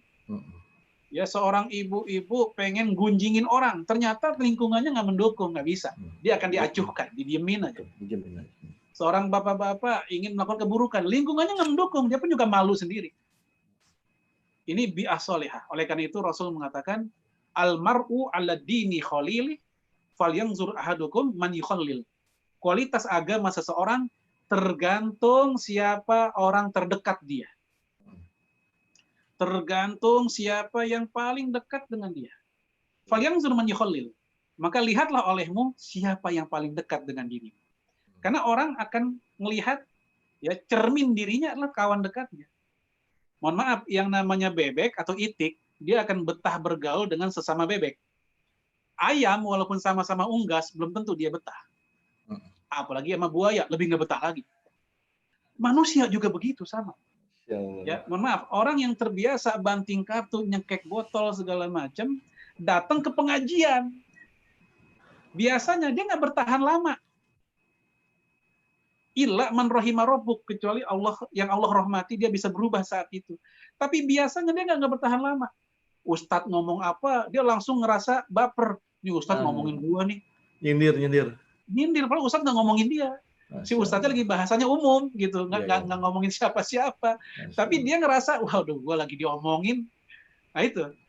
Nah, jadi nggak bertahan lama. Kebalikannya, orang yang terbiasa di majelis kebaikan, datang ke tempat majelis kayak gitu, dia pun juga nggak akan betah lama. Pengen buru-buru keluar. Kuping nggak biasa deh dengerin nama orang disebut-sebut, dijelekin, dia pengen buru-buru lah. Ya, dan seterusnya. Oleh karena itu, almar'u ala dini khalili. Ya, kita cari lingkungan yang baik. Nah, Bapak Ibu sekalian, kalau kita mau tahu kondisi keislaman kayak kita nih, kayak apa, ya lihat, mohon maaf ya, lihat cerminannya dari istri kita atau suami buat yang ibu-ibunya. Karena mereka lah khalil kita. Khalil itu secara bahasa artinya orang yang sangat dekat, kekasih. Ya, kekasih. Karena biasanya orang ketika mencintai orang lain, hakikatnya dia sedang mencintai diri sendiri. Karena ada kesamaan antara dia dengan yang dicintai. Kata Imam Ibnu Qayyim, orang jatuh cinta, hakikatnya sedang jatuh cinta dengan dirinya sendiri. Karena kalau dia nggak mencintai orang yang dia cintai, dia akan tersiksa. Maka dia mesti mencintai orang itu supaya dia nggak tersiksa. Ini hakikat jatuh cinta. Sehingga ketika ada orang mencintai orang lain, karena ada kesamaan, sama hobi, sama kebiasaan, sama apa, sama pandangan hidup, muncullah cinta di situ. Cocok kayaknya.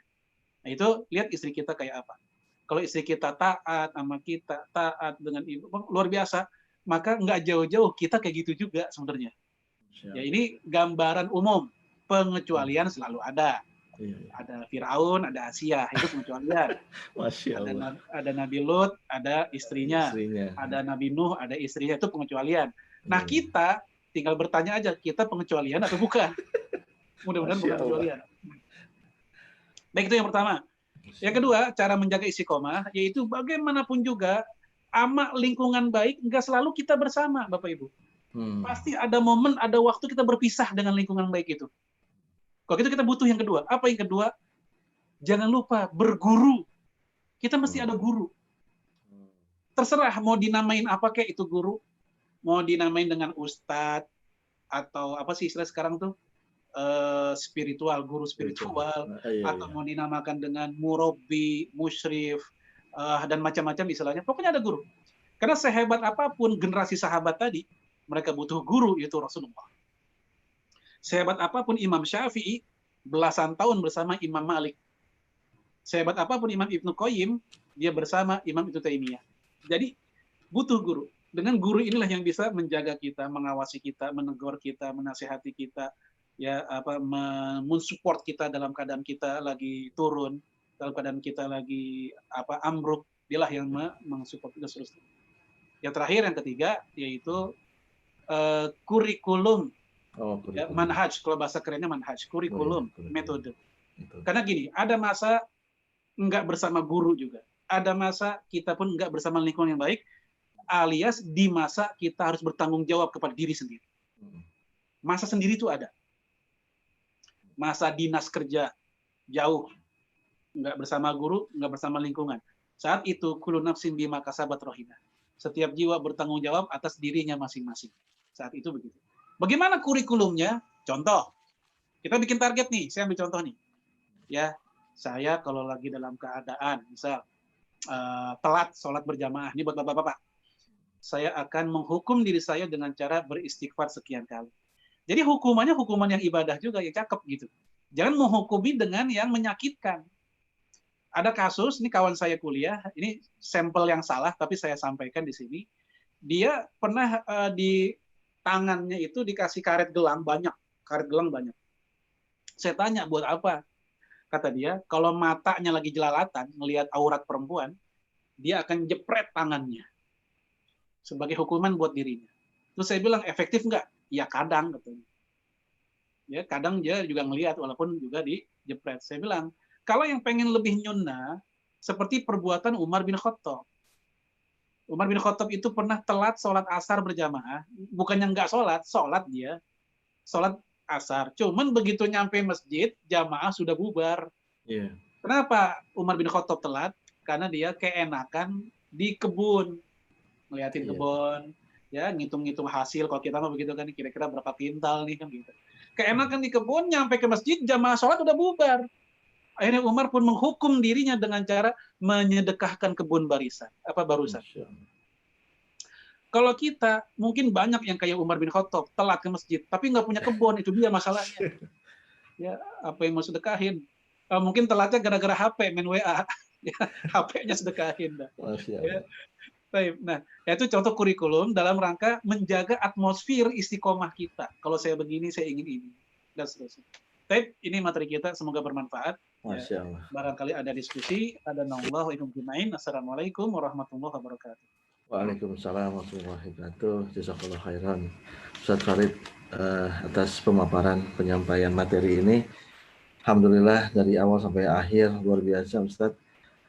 Isi kajiannya diawali dengan pengupasan terkait dengan hijrah dan diakhiri terkait dengan istiqomah.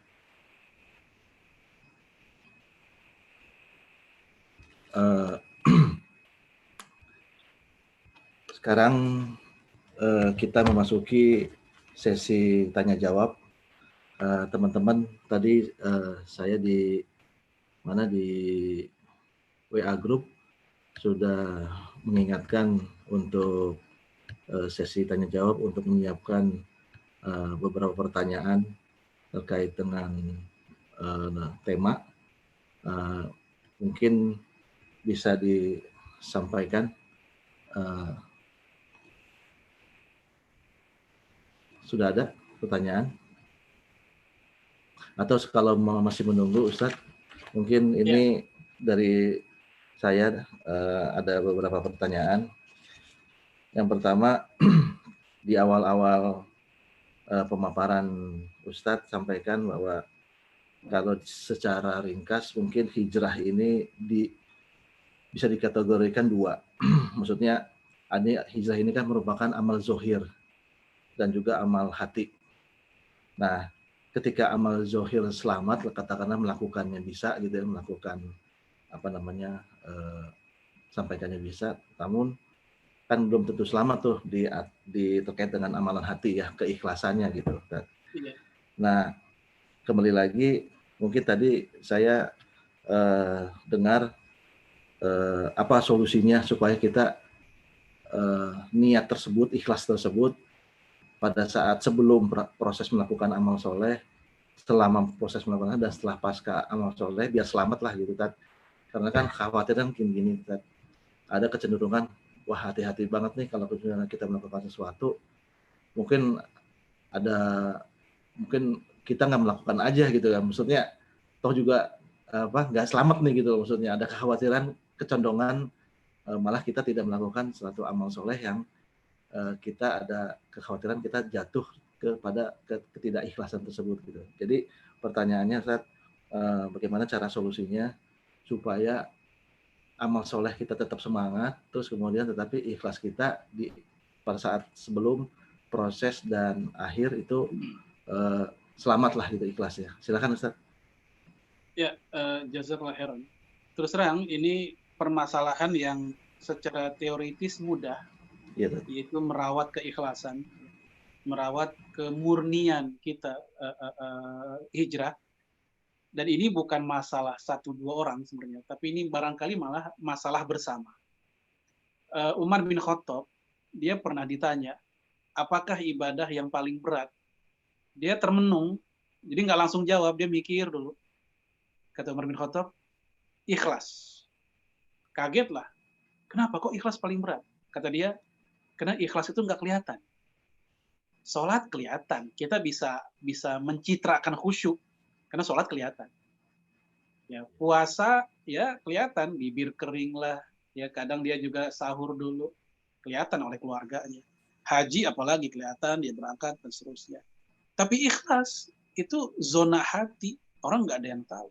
Walaupun secara lisan dia ngomong, ya saya ikhlas, Ya, tapi kita nggak tahu di hatinya gimana. Oleh karena itu, kata Umar bin Khattab, ini ibadah yang paling berat. Kemudian Sahal Abdullah At-Tastari, sama, dia pun mengatakan ketika ditanya ibadah yang paling berat apa, dia katakan ikhlas. Ya, oleh karena itu ketika ada orang merasa dirinya ikhlas, maka dia masih butuh ikhlas lagi. Nah, cara merawatnya secara teori ya, saya bicara teori aja, dan masing-masing kita berupaya sendiri secara maksimal untuk menjaganya. Pertama, ketika muncul ketidakikhlasan atau apa, kita kan bisa merasa ya. Kita bisa merasa di titik apa ketidakikhlasan kita tuh muncul, saat kapan, saat bagaimana kita muncul. Nah, langsung jangan pakai nanti-nanti, langsung istighfar. Langsung istighfar, karena istighfar itu menjadi pecutan pertama bahwa kamu salah. Niat kamu salah. Baik istighfar itu kita lisankan, kita lirihkan, astagfirullah. Kok saya gitu, atau istighfar itu juga di hati juga nggak ada masalah, yang penting kita istighfar hingga sampai reda. Ini gejolak di hati kita yang tadinya pengen dipuji, yang tadinya pengen diomongin, yang tadinya ingin apa, sampai kita reda dan normal lagi. Jadi mesti pertama istighfar langsung, ini yang pertama. Yang kedua, ya fahami bahwa muraqabatullah. Apa muraqabatullah? Allah mengawasi jenak-jenak hati kita. Bukan hanya fisik, bukan hanya tangan, kaki, mata. Allah tahu, sampai kerlingan mata aja Allah tahu ini orang bagaimana. Hati kita lagi mikir apapun, ya Allah juga tahu. Dan niat kita belok pun Allah juga tahu. Maka muraqabatullah ini menjadi alat kontrol supaya kita itu hati jangan belok. Allah tahu loh, ya. Walaupun kamu bisa kucing-kucingan dengan manusia dalam masalah niat, ya manusia menganggap kamu ikhlas, tapi Allah tahu kamu tuh nggak ikhlas sebenarnya. Maka dalam keadaan mikir kayak begitu, langsung buru-buru kita ya merasa Allah tuh tahu apa yang sedang terjadi di hati kita. Ya, wallahu bima ta'maluna basir. Itu ayatnya. Allah Maha mengetahui apa yang sedang kalian alami atau lakukan. Allah Maha tahu. Inilah di antara dua kunci supaya kita bisa merawat keikhlasan kita, termasuk ketika kita lagi hijrah atau ibadah yang lain. Itu cepat-cepat kita redakan potensi buruk ria atau apapun dengan istighfar sampai kita reda lagi, tenang lagi. Langsung kita juga merasa Allah mengawasi saya, Allah melihat saya, Allah tahu apa yang sedang saya rasakan sekarang. Allah biswab. Jadi langsung ada apa ya namanya kesadaran gitu Ustaz ya, yang pertama itu ya. Sehingga langsung ucapkan istighfar ya, lebih kepada ikhtiarnya itu tadi ya, supaya kita dikembalikan lagi ikhlas di atas ikhlasnya tadi gitu tadi ya. Betul. Atau kadang juga yang perlu diperhatikan, ini kalau konteksnya dari orang lain ya, kadang nih ketidakikhlasan tuh bukan dari kita munculnya, tapi karena pujian orang kan.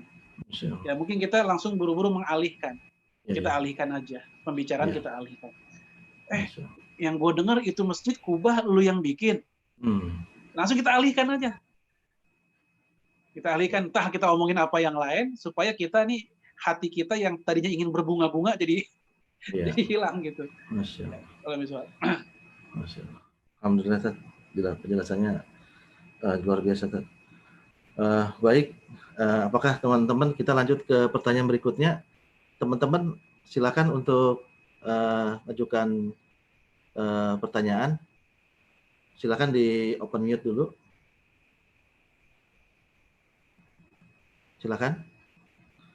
Nah ini udah ada Ustaz, ini ada masuk nih melalui WA ya,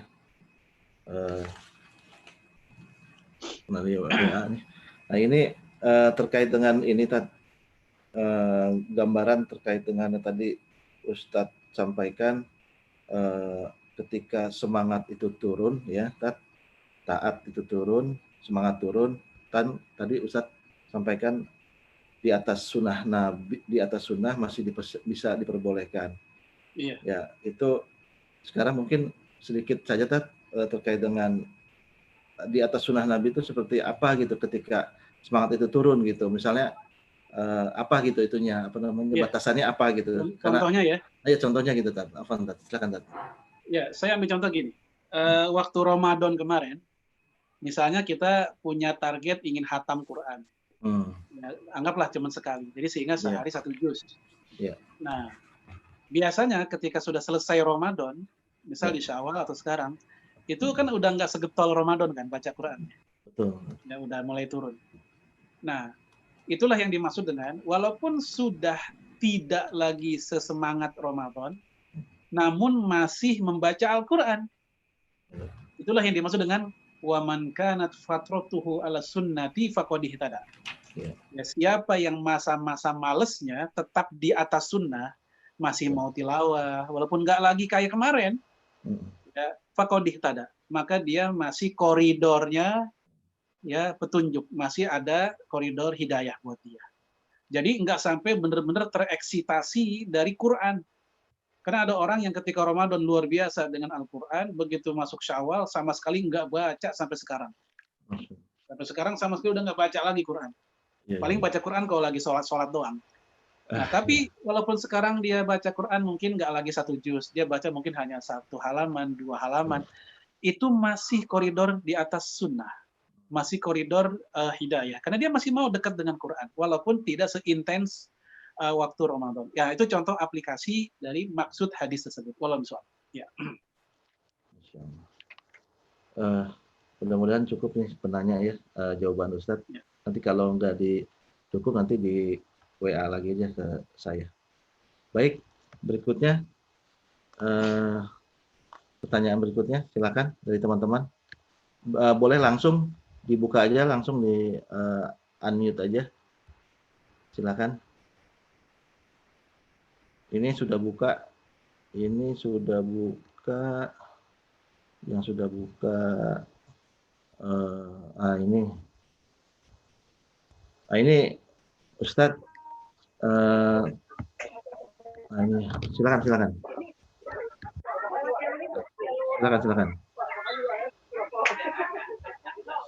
Lena silakan. Iya, kalau aku cuma mau nanya gini. Ya. Kalau sebenarnya kegiatan ini kayaknya agak menyimpang sedikit ya. Kalau kegiatan agama misalnya, kalau di tempat aku tuh kebiasaannya tuh seperti ada Ramadan kayak mau menjelang Maulidan atau apa semuanya itu semua masangnya pakai petasan. Sebenarnya dan kalau misalnya diingatkan gitu ya, ini kan setahun sekali namanya perayaan dan itu harus namanya perayaan tuh harus meriah begini-begini. Terus saya bilang ya meriah sih meriah seharusnya ya, tapi tidak perlu pakai petasan, itu kan bahaya, saya bilang gitu. Nah terus saya ngomong sama ustadznya, terus saya maksudnya biar ustadznya itu nanti menerangkan pas yang lagi acara intinya itu ada dimasukkan itu, tapi kenyataannya tidak pernah terjadi. Nah itu seperti apa harusnya kita dalam hal menegur, istilahnya bukan menegur, mengingatkan masyarakat bahwa itu sebenarnya perbuatan yang mubazir gitu kan, mubazir dan tidak bermanfaat gitu kan. Baik. Itu gimana Lena sudah menangkap ya. Jadi Ustadz, terima kasih ya Lena ya atas pertanyaannya. Ya, makasih Ron. Ya, Mangga. Ustadz Tony. Waalaikumsalam.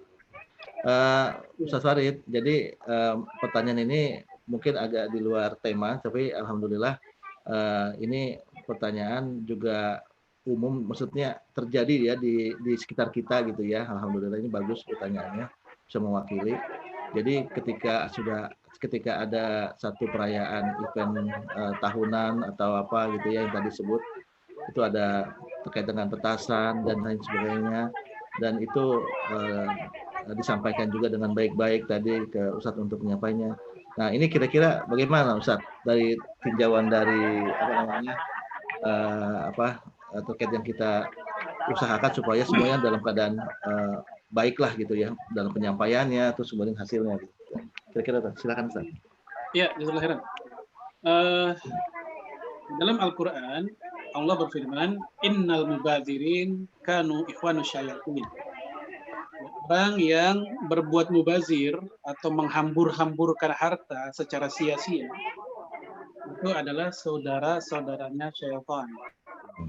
Ayat ini mengajarkan kita untuk tidak menyia-nyiakan harta kita dalam hal-hal yang tidak bermanfaat. Apalagi sekedar untuk dekorasi kehidupan saja. Tidak sampai masuk pada hal-hal yang esensi dalam kehidupan kita. Termasuk acara-acara yang esensinya seperti apa, seringkali yang menjadi utama bukan acara intinya, tapi dekorasinya itu. Iya. Hanya saja memang ini masalahnya sudah menjadi budaya ya, di banyak tempat. Sebenarnya sih bukan hanya di sana. Iya. Di beberapa daerah di Jabodetabek pun juga masih seperti itu. Nah tentu karena ini sudah mendarah daging sekian lama, kita tentu harus bijak, ya harus bijak. Ya karena di dalam Al-Quran sendiri Allah berfirman, "Ud'u ila sabili rabbik bil hikmah wal mau'izatil hasanah." Ya ajaklah mereka ke jalan Tuhanmu dengan cara hikmah. Hikmah maksudnya bijaksana dan juga pelajaran yang baik. Nah, ketika kita sudah sampaikan ke orang-orang yang punya power di situ, ke ustadznya, ke tokoh masyarakat, ternyata apa yang kita sampaikan mentah, atau sengaja dimentahkan, maka kita ingat dengan ayat yang lain. Fadzakir innama anta mudzakir lasta alaihim bimusaitir. Berilah peringatan. Banjir banget ya di belakang. Ya berilah peringatan karena tugasmu hanyalah memberikan peringatan dan kamu tidak berkuasa memaksa mereka. Nah, ini yang digarisbawahi. Kamu tidak berkuasa memaksa mereka. Yang penting kita udah menjalankan kewajiban kita. Kita ngasih tahu ke Pak Ustadznya, ngingetin. Kita ngasih tahu ke tokoh masyarakatnya, kita ngasih tahu ke panitianya, Pak, gimana kalau uang buat petasan mendingan dikumpulin buat anak yatim aja, buat nambahin hadiahnya, misal begitu. Jadi kita tidak menggunakan bahasa-bahasa yang memvonis karena mereka khawatir justru akan antipati. Kita tidak menggunakan bahasa-bahasa yang seolah-olah mereka menjadi terdakwa. Karena seorang yang menginginkan kebaikan bagi orang lain hendaknya sikapnya seperti seorang kakak kepada adik atau ayah kepada anak atau ibu kepada anak.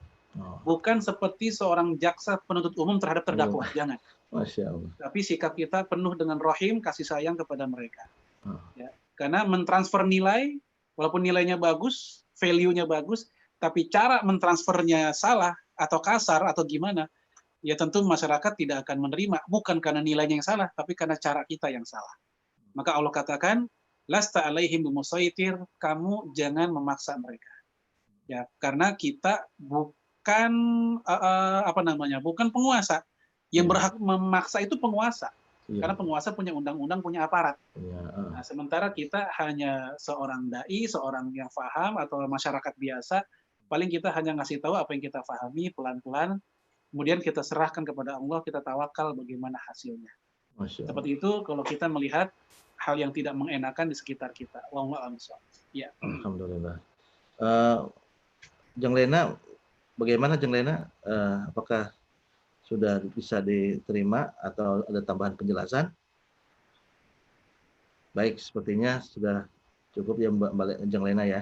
Tadi ada Kang Ivan udah mulai buka mikrofonnya tadi.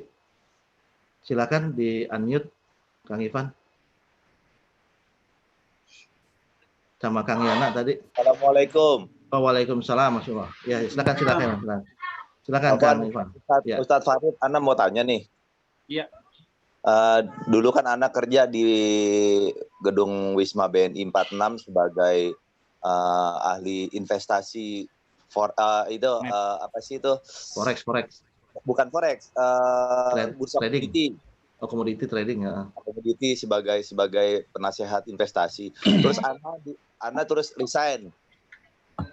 Nah, setelah resign karena Ana mau agar rezekinya tidak abu-abunya, biar halal. Tapi Ana terus buka kantor konsultan politik.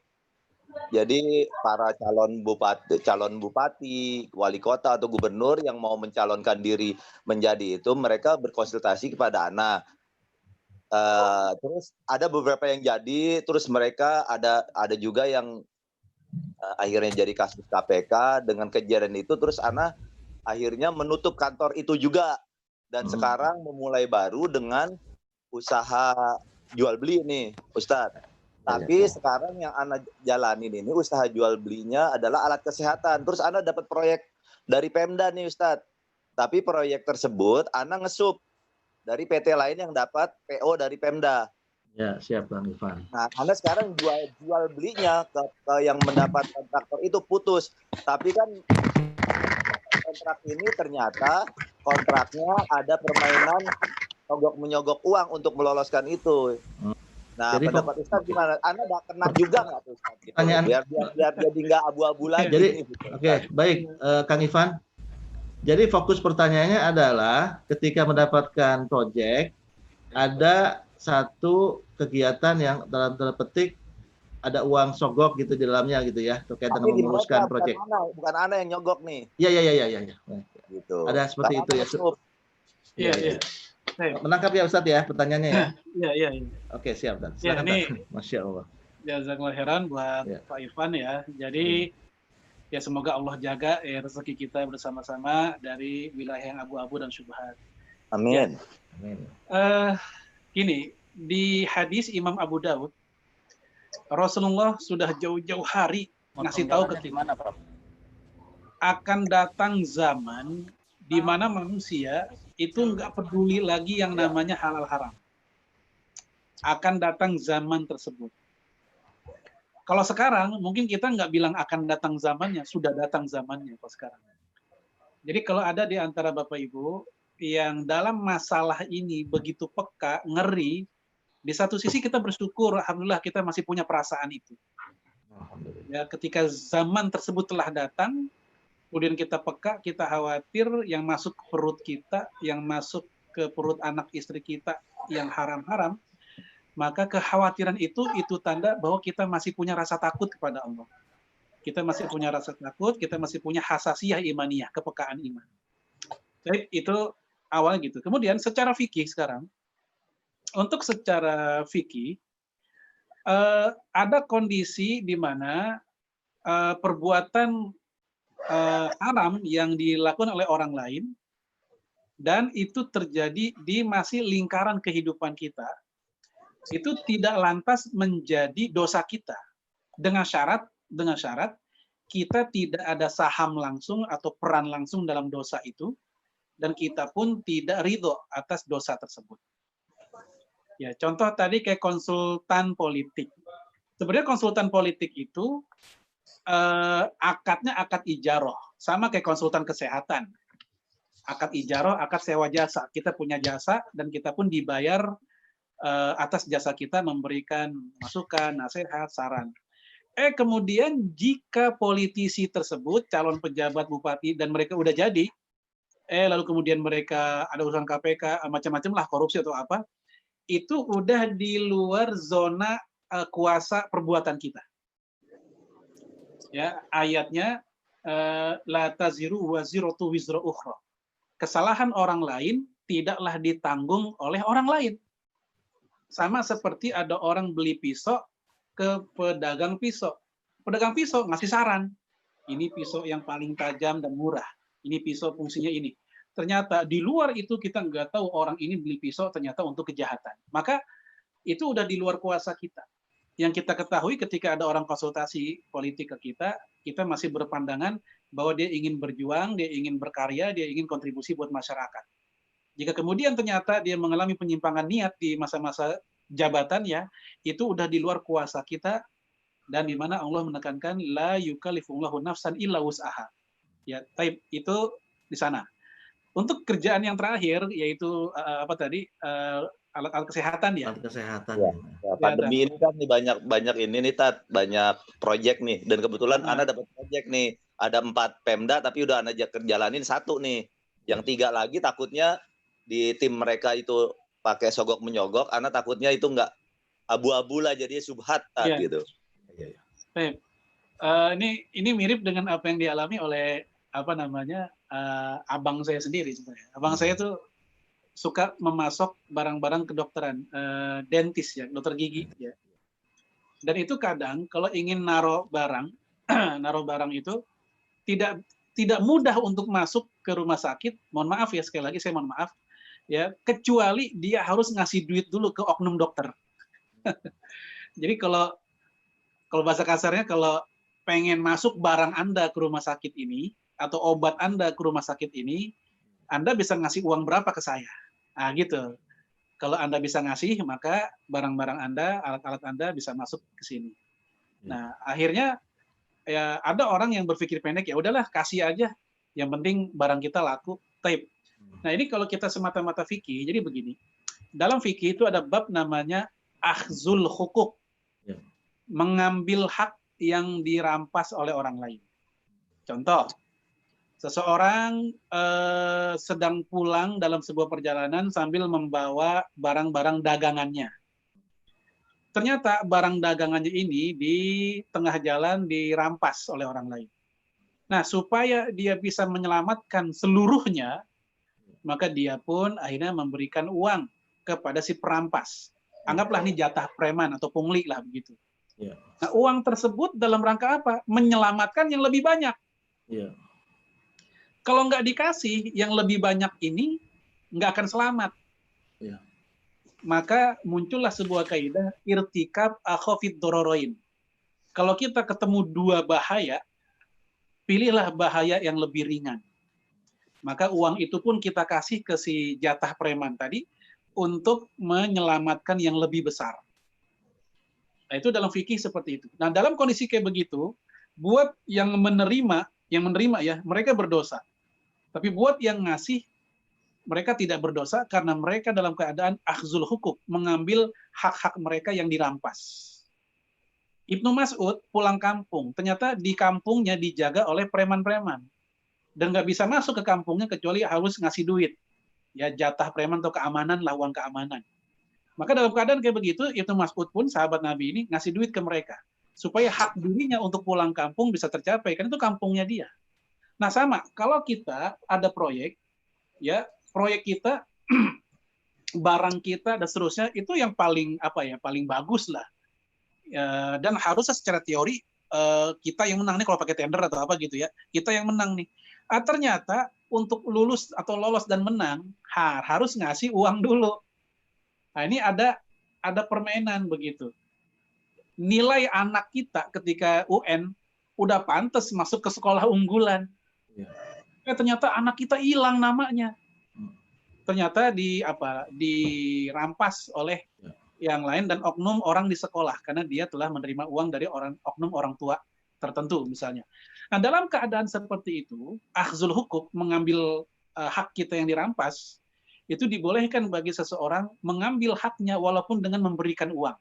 Saat itu yang berdosa adalah si penerima, bukan yang ngasih. Ini kalau semata-mata fikih ya. Ingat semata-mata fikih. Kita belum bicara hukum negara. Kalau udah pakai hukum negara itu udah kena, bisa-bisa kena ya. Kalau ketahuan kena itu. Ya, belum lagi masalah citra, ya citranya dia. Apa kalau dia seorang tokoh dia kena juga. Tapi kalau semata-mata fikih, yang dia lakukan ketika ngasih uang itu yang berdosa adalah yang menerima. Kita punya anak kita diculik, si penculiknya nelfon kita, kalau anak lu pengen balik, bisa nggak ngasih duit sekian juta rupiah? Kita kasih uang ke si penculik, yang dosa si penculik, kita yang ngasih enggak. Kan kayak di film-film begitu tuh. Nah, kenapa? Karena kita sedang akhzul hukuk, mengambil hak kita yang dirampas oleh orang lain. Maka jika proyek tersebut kayak begitu kasusnya, dan mau nggak mau kita ngasih uang, karena kita nggak bisa menghindar, karena ada hak kita yang diambil di sana, yang dirampas oleh mereka, maka dalam keadaan kayak begitu, kita tidak berdaya dan kita tidak berdosa. Yang dosa adalah mereka yang menerima itu. Dan saya paham betul kok yang kayak begini, terjadi di banyak lini. Terjadi ya, masih betul, terjadi ya, Ustaz ya. Di banyak lini. Banyak orang mengalami. Sehingga Islam dalam keadaan kayak begitu tahu betul. Sehingga dalam fikih, orang yang ngasih itu tidak dianggap berdosa karena kondisinya akhzul hukuk. Dia mengambil hak dia yang dirampas oleh orang lain.